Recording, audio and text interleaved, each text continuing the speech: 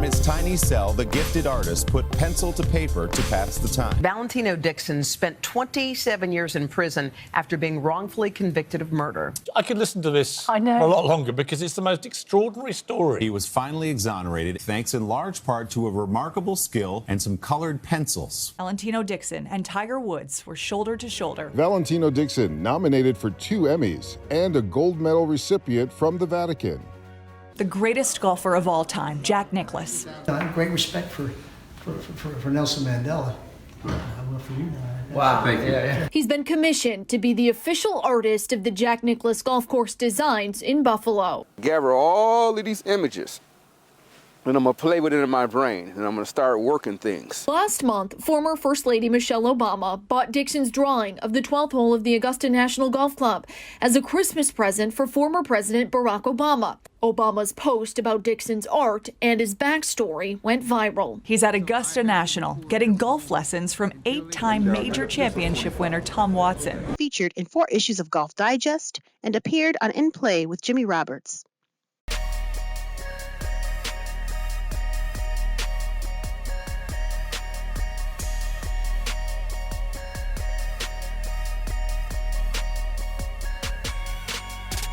I'm on my way in the OnCore building to do a podcast. And they surprised me. They did a golf ball with my name on it, Valentino Dixon. And OnCore is a company that makes golf balls, revolutionary golf balls. Even though I'm not much of a golfer, you know, it's a special thing for me to have an OnCore ball and to be a part of this company.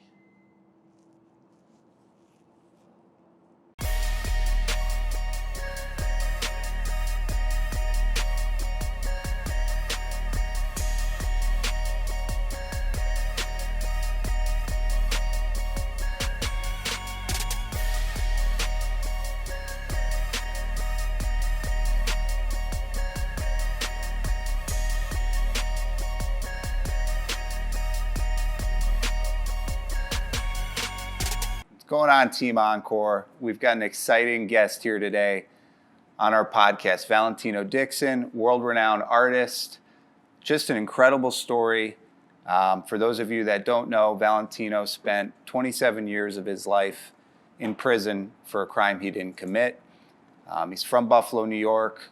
OnCore Golf is based out of Buffalo, New York. And when I heard about the story and realized Valentino was in Buffalo, I reached out to him, cold called him and just said, hey, Valentino, we're a golf ball company. We're in Buffalo. Your story is incredibly inspiring. Would love to connect. And that's how we're here sitting today. So Valentino, welcome to the OnCore Golf Podcast. Thanks for having me, Steve. So tell us about what life was like growing up as a kid in Buffalo. Well, I grew up in the inner city, and the inner city is not easy. Okay, it's a lot of challenges and that, a young black kid faces in the city, and if you don't make the right choices, you could either find yourself dead or in prison. And that was just my reality. Sure. And as a kid, what were your dreams and what did you, aspire to grow up to be? I played football every day. Okay. Okay, and I wanted to be a wide receiver in the NFL. Okay. I was pretty good. And I also love to draw. I started drawing when I was about 4 years old. And my grammar school art teacher noticed my talent, and she really took to me, Mrs. Charlotte Ross, wonderful woman. And she eventually got me into performing arts in the 7th grade, where I went all the way to senior year, for artwork. But that's what I love to do, football and draw. And so I know you kind of, art went away for a while. Tell us about kind of how you ended up, wrongfully in prison and how that all came about for our listeners that may not know your story. Okay. Well, after high school, I made some bad decisions, started hanging out in the streets, hanging out with the wrong crowd, and, found myself in trouble with the law a few times, okay? In August 10th, 1991, I was hanging out with friends and family members, and it was about a 90-person crowd at Louis Restaurants. and some guys pulled up and started shooting. And a friend of mine's returned fire, and I ran to my car and took off, and everybody kind of scattered. And these guys that started shooting actually shot a friend of mine's, okay? And I was pulled over and taken into questioning, which I did not deny that I was there at the scene of the crime, and as well 90 other people. So I thought things were going to be cleared up, but being that I was out on bail, it was just not a good look, and the police charged me with murder, attempted murder and assault, and I still thought it would get cleared up, Well, long story short, I could not afford a good attorney, and I had to go with a public defender. And within 2 days, 8 people came forward to clear me the crime, and my friend that committed the crime turned himself in to the police and confessed and explained what happened. Well, he was told to leave the police station, and the witnesses were disregarded. 10 months later, I found myself going to trial with the public defender, who did not call any of the witnesses to the stand and did not present the confession to the jury. The jury never even knew another person confessed to this crime. And the lawyer at the time, he felt that there was no evidence and that we didn't need to call any witnesses. I was 21 years at the time, but I knew that it was wrong. I knew I needed the defense, and I needed somebody to come in here to clear me. And I complained to the judge about this. And I was told to remain quiet, that I was disruption in the courtroom, and which I did. I remained quiet, and the jury came back and found me guilty, and I was given a 39-year prison sentence. And I found myself in Attica Correctional Facility. And so tell us about kind of how you adjusted to life. Mm-hmm. Obviously, you over the years, you studied, you learned law, you read 800 books. Close to 800, yeah. About 750. And you had stopped drawing for a while, right? Well, and kind of, obviously, I can only imagine the amount of the emotions and just things you had to work through with everything going on. But tell us a little bit about what life was like in there and how you kind of managed day to day. Okay. Well, I stopped drawing for 10 years, okay? After high school, I stopped drawing, and then I went to prison. I got arrested at 21, so that's 3 years. And I went to the prison. I didn't draw for the first 7 years, so that's a 10-year gap of not drawing, no artwork, no painting, no nothing, okay? And my uncle, Ronnie, he says, hey, all my appeals have been denied. After 7 years, all my appeals denied. He says, hey, you may have to draw yourself out of prison. And I'm like, what the hell is you talking about? And he sent me some colored pencils and some paper. And I tossed it to the side, and it collected some dust. And I would call him once a month. And he says, hey, you started drawing yet? I says, no, Unc, I didn't start drawing yet. He says, hey, you may have to draw yourself out of prison. If you can reclaim your talent, you can reclaim your life. Wow. He gave me something to think about.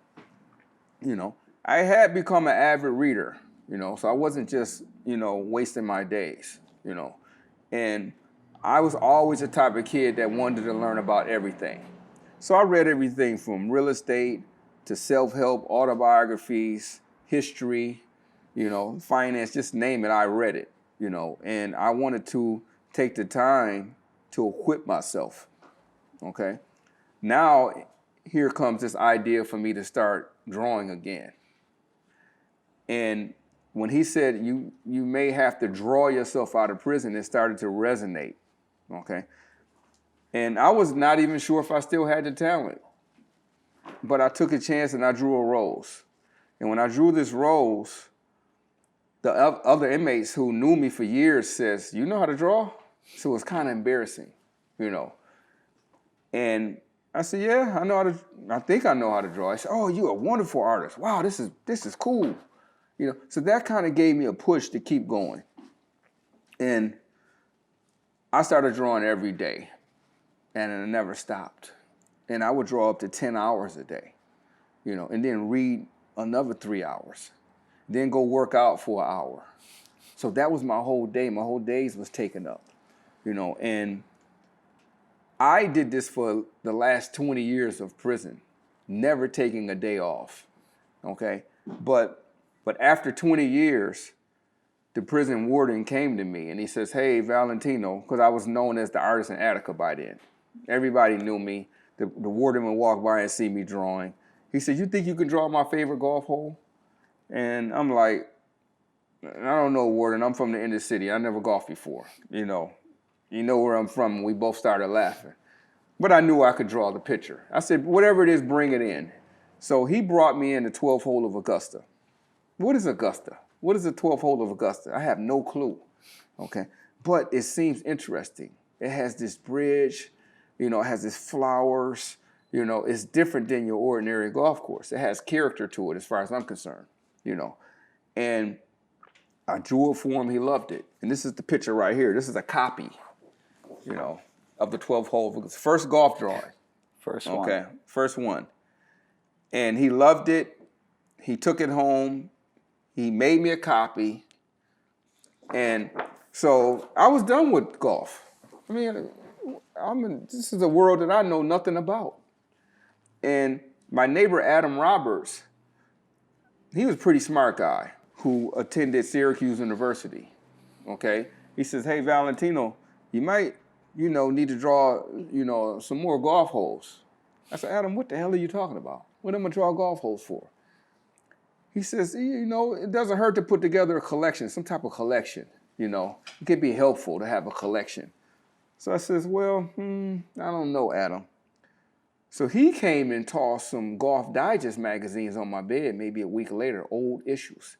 He said, the guy upstairs, he gets the Golf Digest every month. He has a ton of old issues, So I told him about you drawing the warden's golf hole, and he sent these down.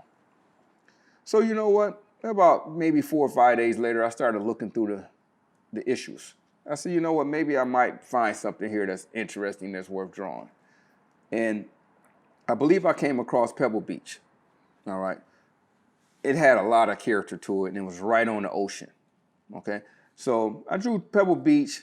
The other inmates are coming by. I don't know what they're going to think. I'm thinking that they're not going to be too keen on me drawing golf courses. They're used to me drawing either abstract art, African art, animals, things like that. Guys in prison, what could they know about the world of golf? You just think that, these people come from a different environment that does not equal to golf. And I hate to say that, but that's my reality. Sure. But surprisingly, the guys in prison love the golf drawings. And I'm like, wow, these guys, have you ever golfed? No, I never golfed before, but I love that picture. You know what I'm saying? Wow. And so if this non-golfer loves this picture, the golfers have to love this picture eventually. If they see this, they have to love it. So I started drawing golf courses every single day. Every day. I was doing a different maybe every other day I was doing a different golf course. So I started drawing golf courses every day, and I just went everywhere. I went any golf course that I thought had character, I was drawing it, okay? And after I had about 40 drawings, 40 different golf courses, I started reading the columns in the Golf Digest magazine with Golf Saved My Life by Max Adler. Okay, and each month Max would cover a story of some type of challenge that someone was going through. And the only time they felt good is when they golfed. One guy had been in the Iraqi war, he lost his arm, and he said the only time his spirit felt alive is when he golfed. So I started to correlate that with my situation. I had 20 years in prison, and I felt like golf was giving me a new lease on life. It was strange. I never golfed, but here I am drawing this golf course, and I felt like I was in this peaceful place. And so I eventually went from this size, and I moved up to that size right there, to a 20 by 30. Okay. It's gorgeous. Yeah, and that right there is the 13th hole of Augusta. Why Augusta? because Augusta has so many pretty, beautiful landscapes, you know, the brown dirt, the flowers, the trees. There's always some type of little bridge basically going through parts of Augusta. And so I decided to write a 4-page letter to the Golf Digest and explain what happened to me, okay? And that I was in prison, a black kid from the inner city that never golfed. I'm in prison drawing golf courses. And I sent him one of the drawings. And he was so taken by the story that he asked to see my trial transcripts. I explained to him that I was innocent. And once Max read my trial transcripts, he concluded, like anybody else would have, that I didn't commit this crime. And he told me that he was going to write about this. And in July 2012, I came out a 3-page article in the Golf Digest magazine, which got the attention of the Golf Channel.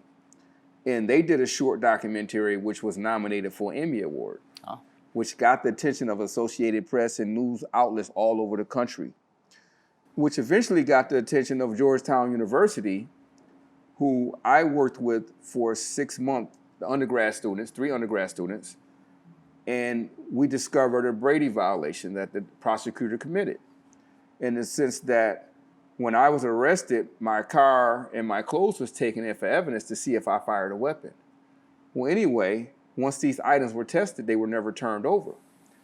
And ultimately, this is what freed me, you know.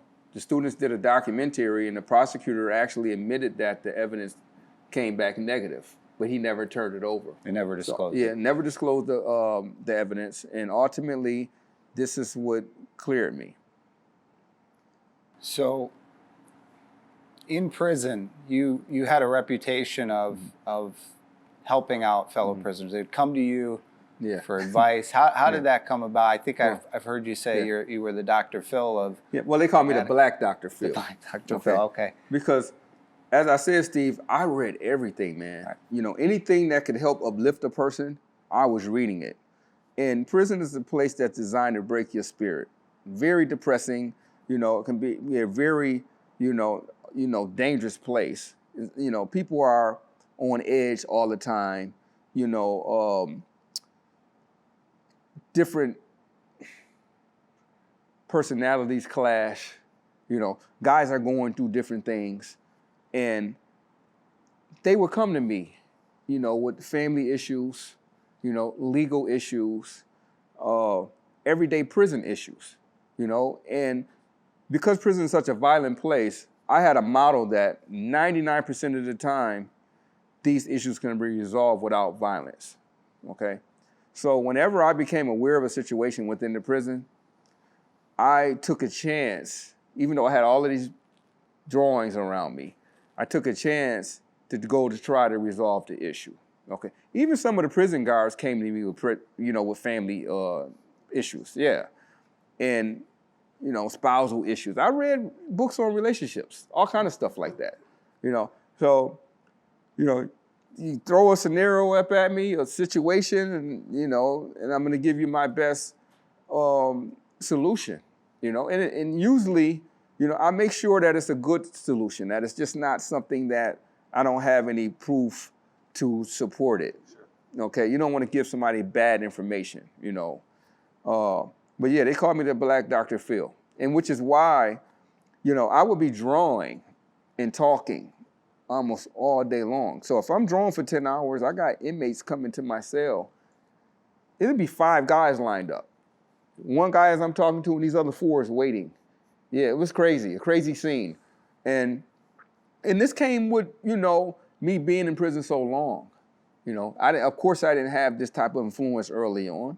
I was, you know, I was not a person that nobody wanted to come to for advice, you know, but because of my studies and, you know, where my mind took me, you know, people begin to recognize that, you know, he's not only practical, but, you know, his solution and his conclusion here is a good one for us.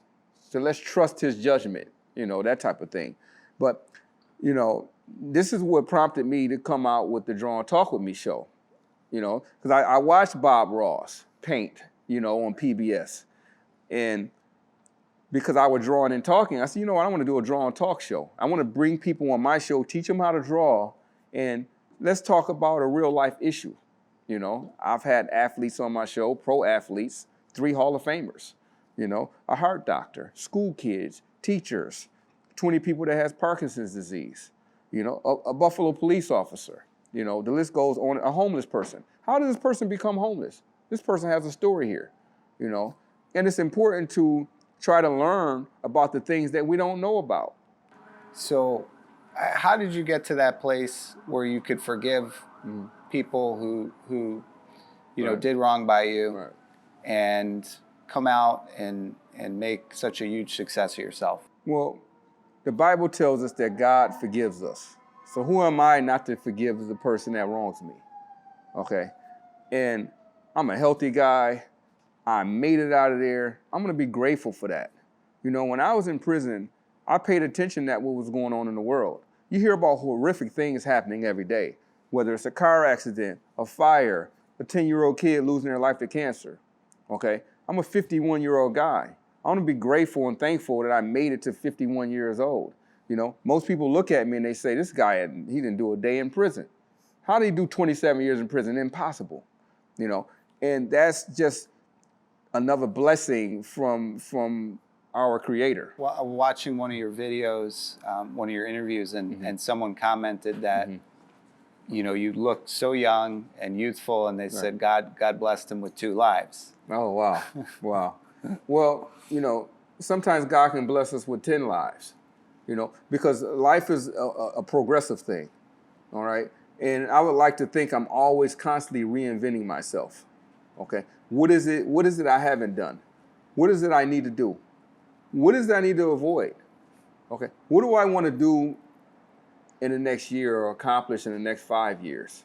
Okay, but it's all about getting better and then helping others get better. What would you say the next chapter for Valentino Dixon is? Well, the next chapter is, well, for me, is my book will be coming out, hopefully in about 6 months. You know, The Soul of an Unfreed Man. I'll get a Netflix deal. Nice. Okay, for my Draw and Talk With Me show. A documentary will be released and a movie. I'm talking with 2 filmmakers right now. But most importantly, how do I make the world a better place? How do I take this success and help those in need? Okay, and this is the type of legacy that I want to leave. And for our listeners, Team OnCore, how can we help? How can audience members that are moved by your story help? Well, what you can get from me and take from me is that to never give up. No matter what you're going through, we're all going to be tested with something. We don't get to decide the test. Mine was 27 years of wrongful imprisonment. Yours may be a death in the family, maybe a illness that you're going to have to battle through, okay? But just know that if you hang in there and if you stay strong and you stay positive, that things are going to turn out great for you. And how you can help is donate to my Prison Reform Foundation, the Valentino Dixon Foundation, which helps to stop wrongful convictions and also to help these inner city kids stay out of trouble, to provide programs for these kids. They don't have anything, okay? And I want to build a community center, a learning center on the east side. My neighborhood, there's nothing there for these kids. And, you know, anybody that sees this, hey, get in touch with me and possibly help me raise some money, you know, for we can make these things a reality. Thank you for joining us, Valentino. Appreciate it. Thanks, Steve. Thank you.